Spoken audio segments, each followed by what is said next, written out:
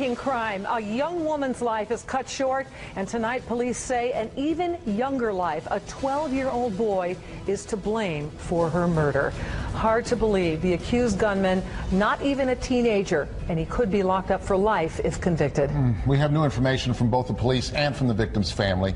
She was from Davison, that's near Flint, but the crime happened on Detroit's west side, and that's where we find Local 4's Bora Kim. Bora, will this 12-year-old be charged as an adult?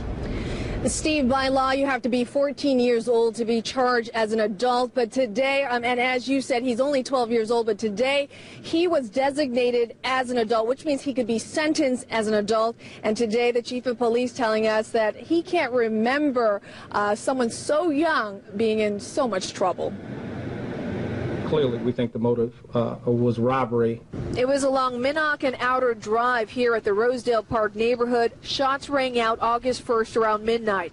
Arrested for the crime, DeMarco Harris of Detroit, who is just 1 month shy of turning 13 years old. We were able to identify him through forensic evidence that I can't talk anymore about right now. The gun is still missing and an accomplice is in custody. Police, however, say it was Harris who fired the shot that killed 24-year-old Trisha Babcock of Davison. She was sitting in the car with a male friend when shot in the chest. Her father tells us Babcock worked at a pharmacy and was studying to be a nurse. She had her whole life ahead of her, and she never had a chance to meet her soulmate. She never had a chance.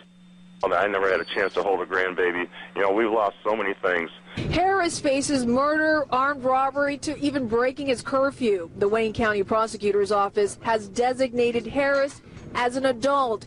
He could very well be Detroit's youngest with such a designation, which ultimately means Harris could spend the rest of his life in prison. So he's going to be tried in the juvenile court. He's not going to be tried in an adult court, but he could be sentenced as an adult, where he could be sentenced as a juvenile, or the court could blend the two. I don't want him to be free. I want him to spend the rest of his time on this earth incarcerated.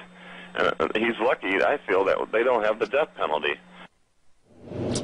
And we're also finding out that Harris is no stranger to the juvenile courts. Last August, there was a petition of incorrigibility filed against him. We're finding out that although it was his father who turned Harris into police on Friday, he likely lives with his grandmother. In any case, Harris has really never been charged with a criminal offense. Of course, that's up until now. That is the latest here on Detroit's West Side. Bora Kim, Local 4.